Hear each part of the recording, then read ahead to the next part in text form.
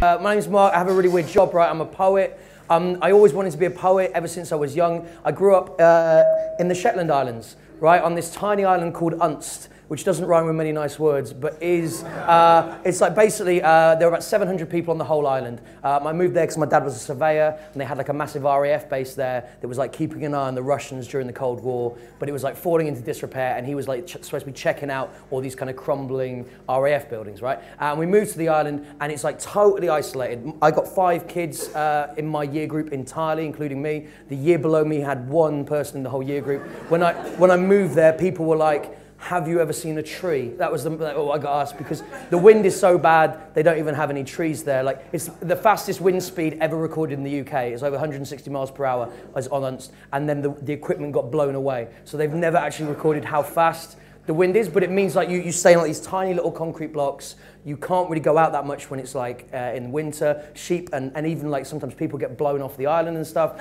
And so as a result, I spent all my time reading for about like 4 years, just trapped on this little island. When I came back to the UK, my reading age was like 3 years above everyone else in my year group, and I was like crap at like maths and like loads and loads of like stuff. But like English, I always kind of like rinsed through it, and I spent all my time writing poems, right? And so because I was so good at with words and like writing poetry, my parents and everyone else I knew were like, "You're going to be an English teacher, right? Because that's what you do if you're good at English. You go and be an English teacher." And when I was like, "I'd quite like to be a poet," or like I'd like to be a performer, when I had my finished my GCSEs and was about to move on to like A levels, I threw a curveball and announced at dinner one day that I was going to go and study like a BTEC in performing arts, instead of doing like A-level English literature. And my mum was like, yeah, cool, you can do that, but you're no longer living in this house. Like, we will kick you out. That's the route you're gonna do, right? That's what you do if you're doing that.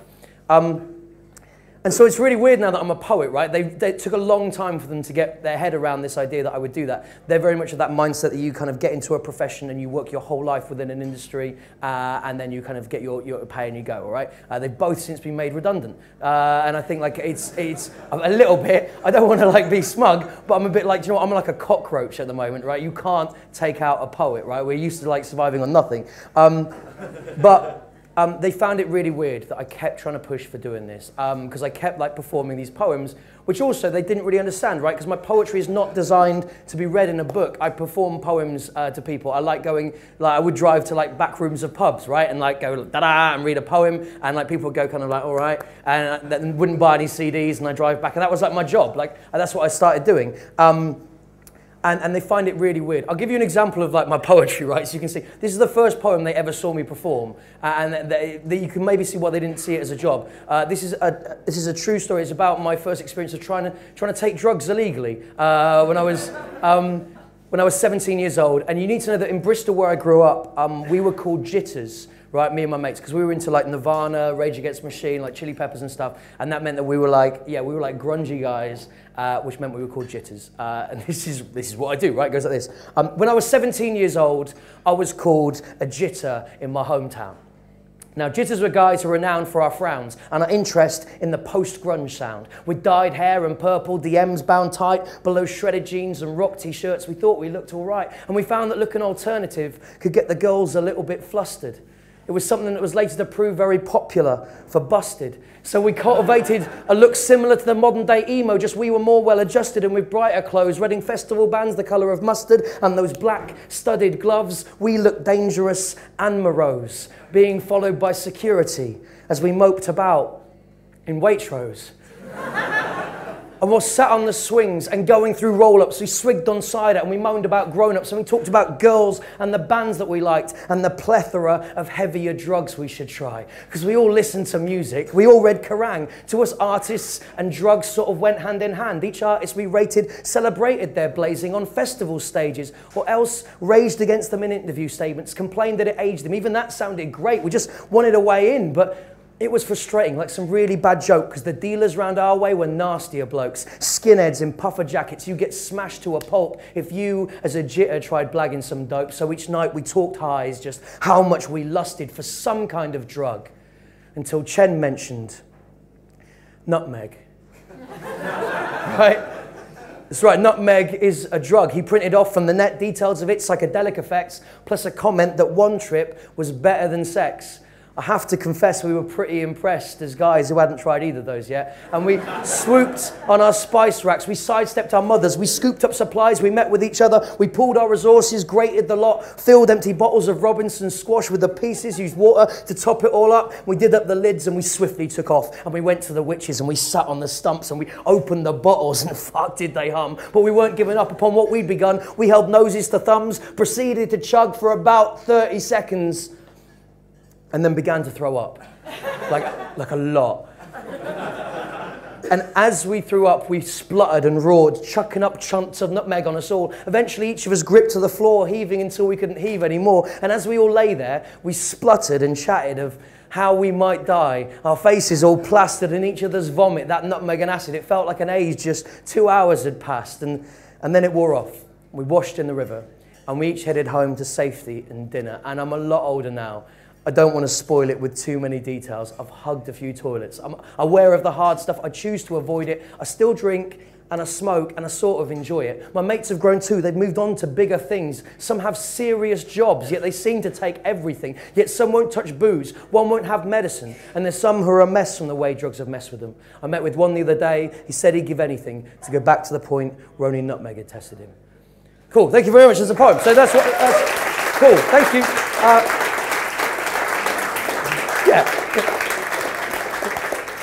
So that's the first thing my parents ever saw me like performing at a gig, and they were like, you really want to do this as a living? And I was like, yeah, I'm really serious about it. Now, what I should explain, right? I didn't always used to be a poet, and the reason I'm able to make a living at this, I'll explain how that happened. Like, I was teaching, I was going through that route my parents wanted for me, and I was enjoying it. Like, I was pretty good as a teacher, to be honest. Like, it was going really well. I became a head of year quite quickly, head of 2 year groups, year 8 and year 9, right? Which means from like 13 to, well, like 12 to like 14 years old, like, you're mine. Right? But the problem with that for me is I spend 95% of my time with like the same 5% of my year group. When I first moved to Peterborough to start the job, is where I live, like it's pretty grim. The very first thing I saw was 3 teenage boys outside the train station who were kicking around a cardboard box they just set on fire, right? And I was like, geez, like, not like Bath, right? It's a bit weird. And those boys were in my first ever English class. And one of those boys, James, he's like in that, Jordan, he's in that 5%, right? I keep having to work with Jordan again and again because he keeps getting in trouble for like truancy, fighting, chucking yogurts on girls, or what, like just stuff like that, right? Just a pain in the arse. And one day Jordan does something really outrageous in school. He brought in an air rifle in his bag, and he took his air rifle out and he shot another boy in the back of the head, like the equivalent of like 2 rows distance here, right? Like the boy was like a bit of a boffy lad, right? Was getting all the answers right. He got annoyed with it. And he just pulled out this gun. Now, it's not like an air rifle, like 2-arm thing. It's like a pistol thing, right? It fires little metal BBs. It like stings, but it's not going to like kill anyone. But it does. It looks like a full-on Glock. Like it's a serious-looking thing. Like you can't bring that into school. And so I'm in my classroom, like sorting out the room, and I get an email from the head teacher going, "Mark, I need to see you urgently." And I'm a bit nervous because, as was mentioned, I've got loads of board games. I'm like obsessed with them, and like my room is full of them, and I'm worried I'm going to get told off for like all the mess. So I go down to the head's office and I walk in, and he's sat at the desk with like with a pistol like on the table in front of him, and I'm like, "Well, what's going on? I'm really sorry about the mess and stuff." And he's like, "No, it's not that. Jordan thought it'd be a good idea to bring this in and shoot another boy in the head with this gun." And I'd only been teaching for a year, and I was like, "That sounds quite bad." And he's like, "Yeah, I think it might be the worst thing that's happened at this school. It's really bad." And I go, "Well, what do we do?" And he said, "We're going to try and keep it out of the press. I've got the police coming in. They're going to dispose of the gun. And we've got Jordan's mum coming in. And I'm going to explain to her that we're going to permanently exclude Jordan from the school. We're kicking him out." And I start trying to argue the case for Jordan to stay, going like, well, do we have to get rid of him? Like, he's turned his attendance improved slightly. He did do a piece of homework a little while back, and then he's like, he's shot someone, man. He shot someone. He's going to go. And in the end, I start going like, look, is there any way we can keep him here? And the head goes, look, the only way we can keep Jordan here is he has to spend all of his break times and lunch times supervised by a member of staff so that we can show parents that we're showing due care and he won't hurt anyone. And I go, "Okay, well, we can do that, can't we?" And he goes, "Yeah, well, you, right? No one else is going to do it. You're his head of year. it's on you to do stuff like that. And I go, oh, okay, cool, well, fine, I'll do it. Yeah, no worries. Yeah, great. And I don't mind really, like, but Jordan's gutted. He's so unhappy about it. When I tell him, it's like his social life is over. He's like, you're a loser, sir. You just write these weird poems. I'm not hanging out with you. And I go, well, no, we can do other stuff, right? We can play board games. I've got loads of them. And he's like, nah, not cool, right? I'm not playing Monopoly with you, sir. That's not happening. And I could go at length about how Monopoly's not a very good board game, but I didn't do it. But I'm like, well, what are we going to do, right? And because this is happening, and he goes, can we do hip hop, sir? Like, I'm well into hip hop lyrics.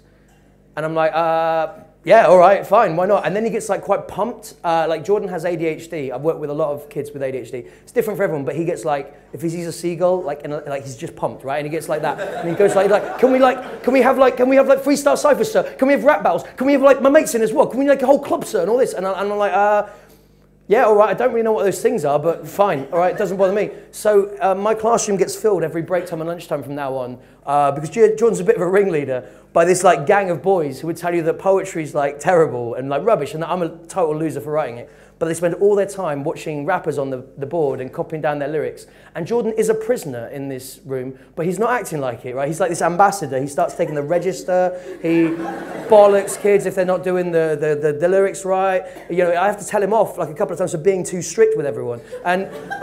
And we're doing really well, but then we have a massive problem because Hip Hop Club, like Jordan and two other members of Hip Hop Club thought it would be a good idea one Sunday night to go out in the middle of the night and graffiti. There's like a massive Tesco's next to the school, like right in front of the car park. And they thought it would be a good idea to graffiti the wall of that Tesco's in huge letters, their own names, right? Like first names and surnames. It's the shortest investigation we've ever had in the school. And I turned up on the Monday and was just like, you fucking idiots. Like what? What? Like I vouch for you, and I get out of the car, I go to the office, and the head's waiting at the front desk, and he's like, we need to talk. And I go, yeah, all right, I know, all right. And I go in, and he goes, look, I like him, right? As much as I like him, right? But you have to have a line, right? You can't let people do whatever they want. I am gonna permanently exclude Jordan and the two other boys from the school.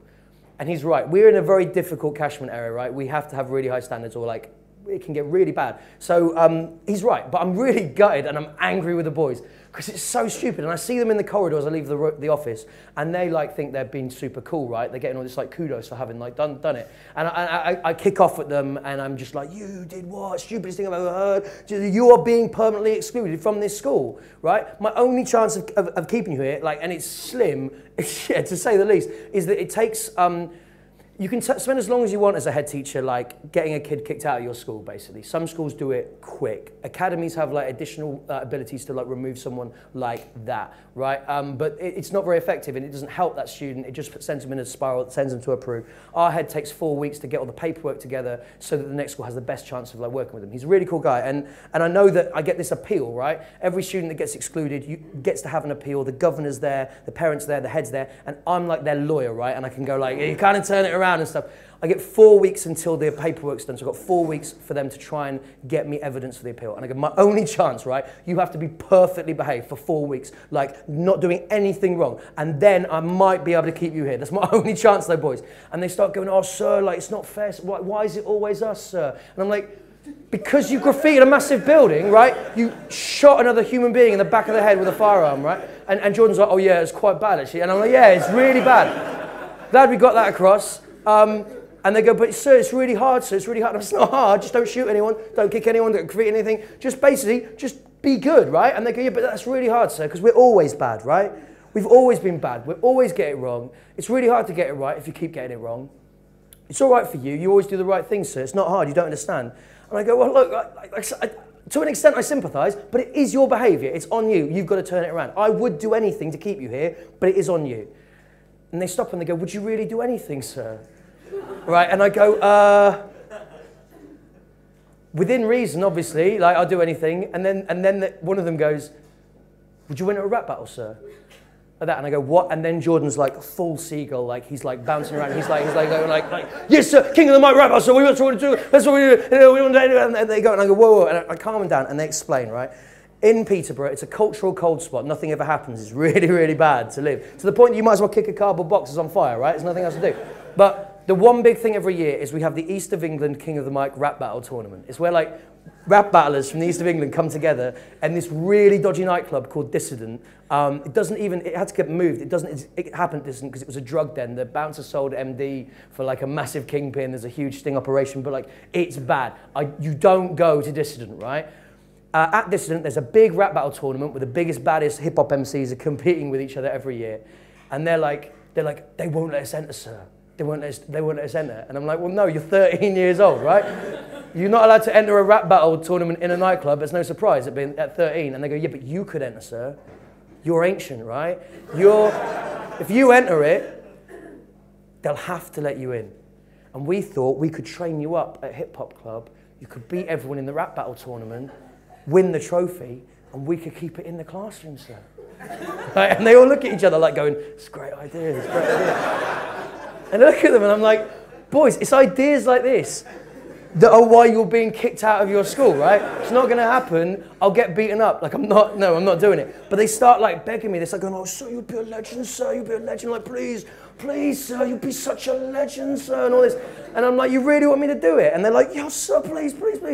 And I'm like, all right, I'll do it. Yeah, cool, I don't mind, that sounds fine to me. The deal is though, you have to be perfectly behaved for 4 weeks, right? I have to have so much evidence in that meeting that not one of you gets excluded. If one of you gets kicked out of this school, I'm not doing it. If all 3 of you say, then yeah, I'll do it. I'll do it to celebrate, it'll be great fun. And they're like, really, son? I'm like, yeah, great, yeah, sounds good. And I'm like, oh, we're sick, so we'll turn it around, And they like run off down the corridor. Now, they're not gonna turn it around. There's no part of me that thinks I'm ever gonna have to do this rap battle, right? Maybe one of them will, because he wasn't too bad beforehand, but like Jordan has shot someone. We were so lucky they didn't get in the press. The head wants him gone, like he is going. So I'm like, well, it's fine. But every week I start hearing about things they're doing. Like the next week, like Jordan, I get an email from a member of staff saying that Jordan has helped someone else with their homework. And they've cottoned on to this idea. They basically start doing anything they can for a teacher as long as the teacher will email me immediately saying that they've done it. So I just get bombarded with like really trivial stuff that they've been doing. The second week I see one of them and he's walking along with a teacher's books in his hands, right? He's like carrying this teacher's books and he leans around the books to me and he goes like, 2 more weeks. I get like the third week they started an anti-bullying campaign like around the school.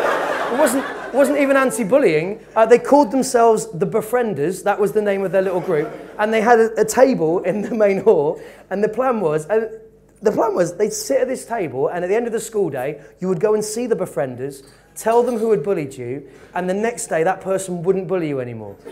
Right? Essentially, it's just the mafia in a school context. But you know what? Like, kind of worked. Like, kind of did reduce the levels for at least a little bit. And then the fourth week they did like a water aid assembly. I tried to do something with the head there to show them that they were like reformed characters. And they just brought out loads of bottles of water and were like, this is how much money water you waste in a day. And then threw it on everyone. So they all had to wear like moldy PE kit for the rest of the day and stuff. But everyone was like, wow, our hearts are in the right place and all this kind of stuff. And we got to the end of the 4 weeks and every single one of them got through the appeal on like they had to be on like a probationary period afterwards. But one of them ended up finishing the probationary period and became like a prefect. Like it was outrageous. So it's the end of the term. It's the last day before Christmas, and I'm bricking it, right? Because I know they're coming to find me. I'm trying to like tidy up the card games and all this kind of stuff. And I see down the corridor, they're like with the head walking towards my room, and they're like strutting, like they're so cocky. And they get towards the room, and as they get towards the room, they like lean on the door, and I can hear them talking to the head, and they're going like, yeah, sir, yeah, our learning's really important now, sir. Yeah, we've really turned it around, yeah, sir. We're really excited about Christmas, mainly doing our science homework, sir, like, and all this kind of stuff. And I'm like, going, come on. It's like, we do this. And they come in the room, and as soon as the door closes, like shuts, they start jumping around, going like, you're fucking dead, sir! You're fucking dead, we got you! And I'm like, well, you can't swear. Sorry about that. You can't swear, right? And they're like, yeah, but you are dead, though, sir. You're dead, right? We got you. And I'm like, I might be. What do we have to do? So that Christmas, I signed up for the East of England King of the Mic rap battle tournament. And I'm a bit scared about doing it, right? Because I've seen 8 Mile. That's about my understanding at this point of rap battles. But it's basically people taking it in turns, say the most offensive things they can to each other. Like you use rhyme and techniques and stuff that I did with my poetry. But like you can get in trouble as a teacher doing this, right? And so I'm lucky because it turns out you can have like a pseudonym you can work under. As a rapper, right? It's like being like a budget superhero or something. So I'm like, I draw up all these names, and in the end, I end up calling myself the Count of Monte Cristo. Right, that was my rap battle name, and I entered it in the competition. And there's a YouTube video where this guy in a snapback is like announcing the battlers in the tournament, and he goes like, first opponent in the tournament, Omen, big, versus the Count of. And he just starts like laughing, right? And they have to like recut in the video. And as it goes on, he just keeps like interrupting other bits to like laugh and just go like, let's count and all this. And the end question he goes is like, but I have no idea who the Count of Monte Cristo is. Who is that?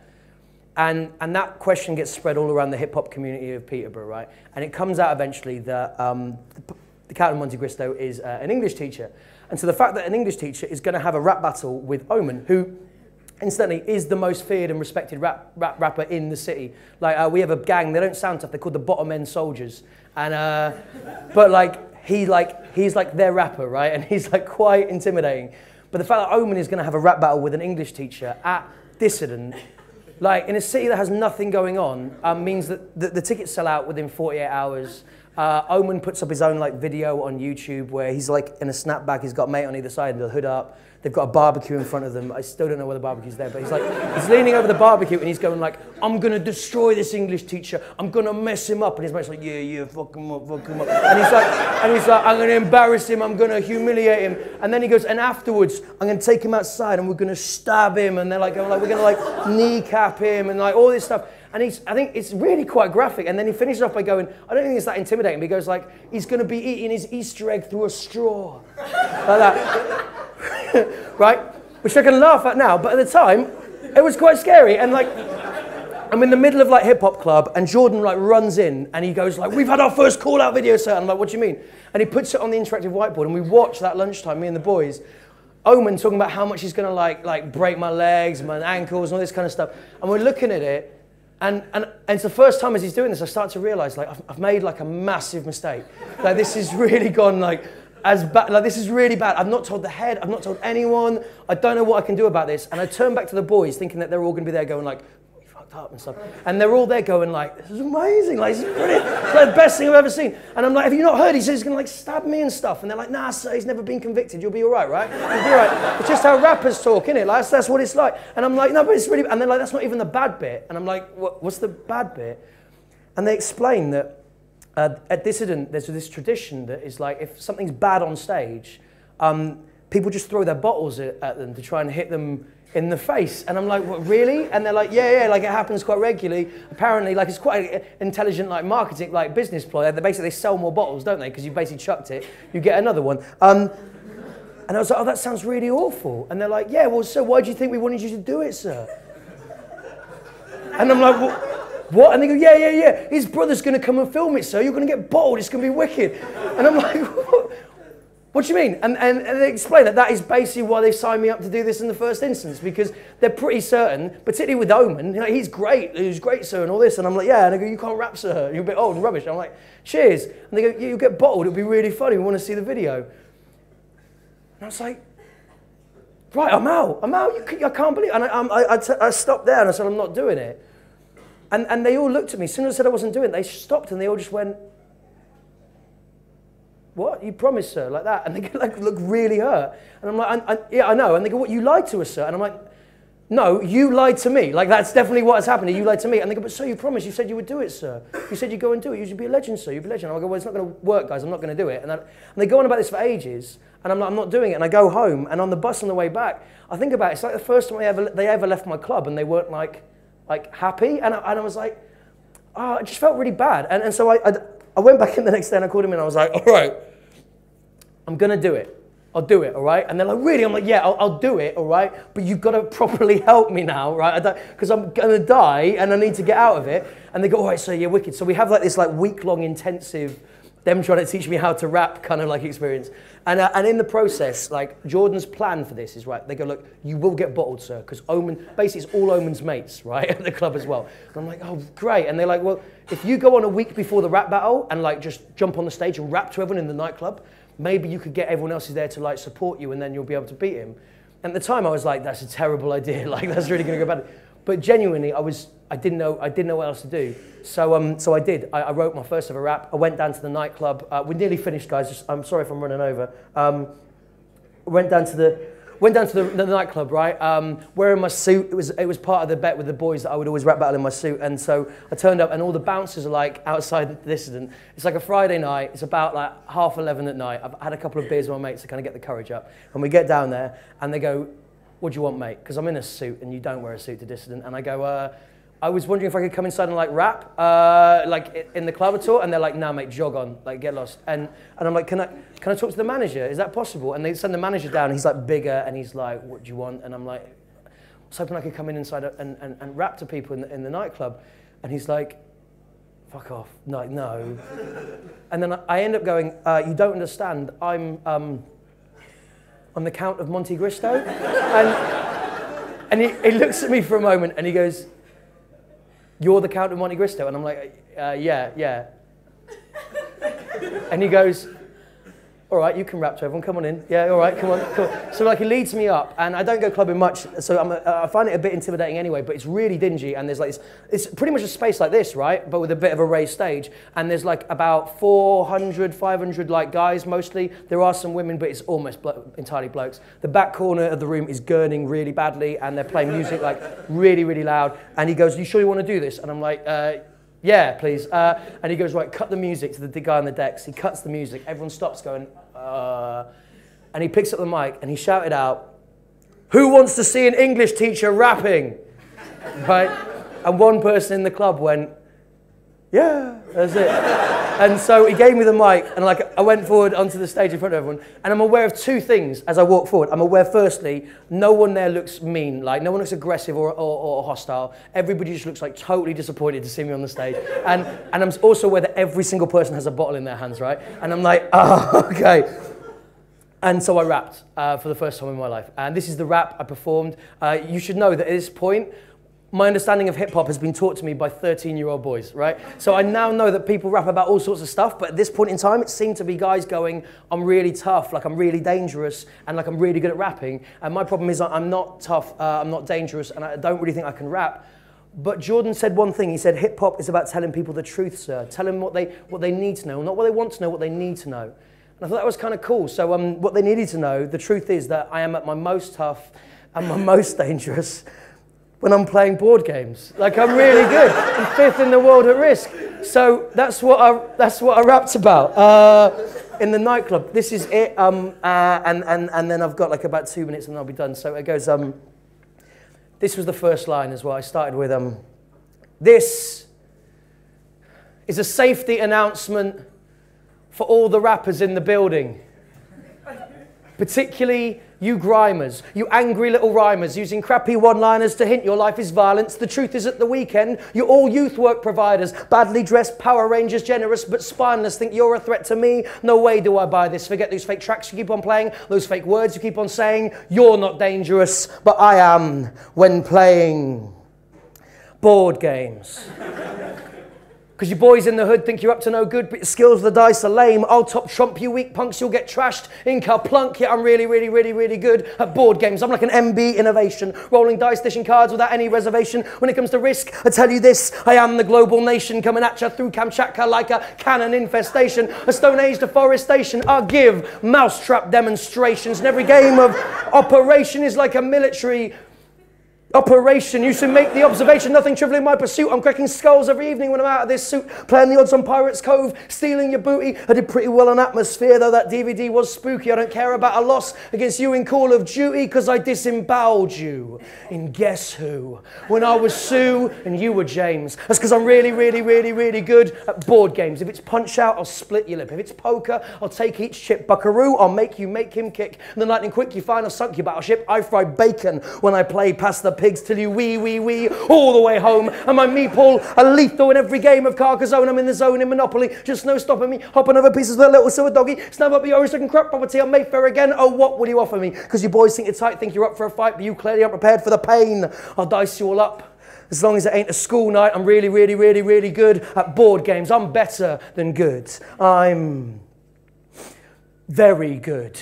Trained well since the cradle to dominate any kitchen table. Settlers of Catan, I get more ore than Castle Grayskull. Where you get the sheep, which are cheap, and your bartering's pretty painful. You want to role play? I dabble, but I'd take you out in a game of Scrabble, having triple word scores like they were lethal short swords, spitting fire onto the board. It's the second place your reward because the boys in the hood think they're up to no good, but heroes live forever. And no one remember any of your fakey rap names. And I'm probably going to get the crap kicked out of me tonight, but I'm still really, really, really good at board games. Cool, thank you very much. Cheers. Right, 2 minutes. I'll only be 2 minutes and we'll go. So, thank you.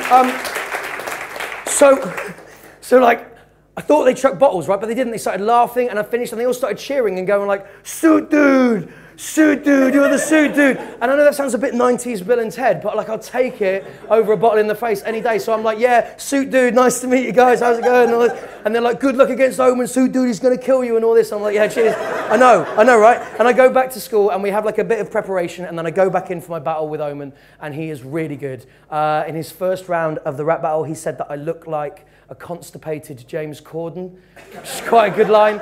He said that I looked like a wrinklier version of Gordon Ramsay. And then he finished off the round by saying he was going to smash me like a paedophile's window, which is a powerful image, right? If there's nothing else. And so, like, my first round, I did what I could do. Like, I pointed out a few of his grammatical errors that he'd made so far like in his first round, like how he'd get a higher grade if it was a speaking listening assessment, just how he'd get a higher grade in general. And people found it kind of funny. And then his second round, like, he came at me, but he started freestyling. I think he was like really cocky, so he didn't prepare. And his freestyling was pretty ropey. He was going like, look at you in your shoes. You're gonna lose. Which isn't very good. And then he finished off the round because it was going so badly for him by just like trying to push me off the stage. He got up in my face and went like, and you went to university. That doesn't work with me, bruv, like that, and try to push me. And I think he was trying to push me quite hard, but I'm quite big, right? And he was really thin, so I just kind of went like that. But there was something about the push that just reminded me of Jordan and the boys in Hip Hop Club and what they would have to say about it. And I was like, nah, mate, it's not cool, right? You're not allowed to do that. And I don't know what happened, but something flicked, and I just span back and I went to university. Is that the best that you've got? I'll take your mother to the opera and abuse her private box. Right? and like the whole room just went, oh, like that. And I won the rap battle. Like I beat him. It was really weird. Hurrah!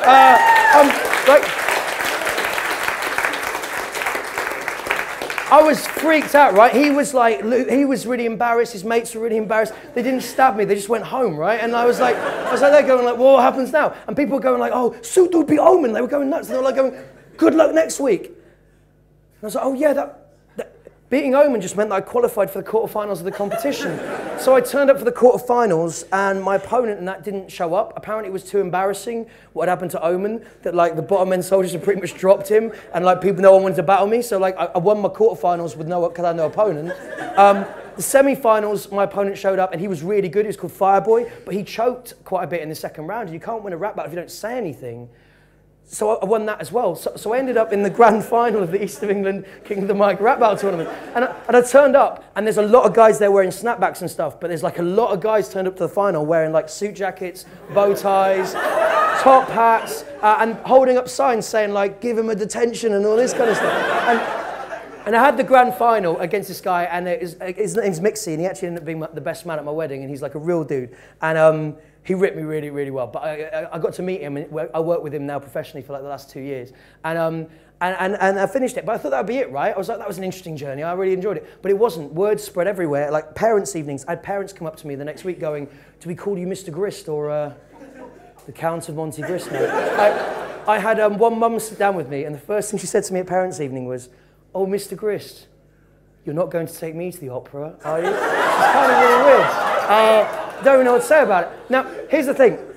The reason I'm telling this story, right, is because I now have a job that I love, right? That rap battling thing span out of control. I tried to become a poet, and it was really hard, and then I started rap battling, and I was in a rap battle that went viral. It became the third most viewed English-speaking rap battle in the world, which is like ridiculous. And all of a sudden, like people like Eminem and stuff have like seen my rap battling, and they think I'm like, all right, it's really weird. But the thing is, that has meant I can survive. People know what I do when I get to go all around the place, meet loads of boys like Jordan, and work with I like working in schools, young offenders institutes, and helping people be creative and like do poetry. And I love my job. I love teaching, but this is my favorite. This is the best job I've ever had. I absolutely love it. And I think it's really funny that like you're told that your parents, your teachers, everything else will be the ones that set you on the right track, right? That route, that wasn't true. Like I was going down a route that was really helpful, and I do owe them a lot. But if I had to choose who I really owe for having the coolest job I've ever had in my life, it's the 3 boys who were kicking a cardboard box around that was on fire. You never know where the inspiration will come from, basically. Thank you very much for listening. Cheers.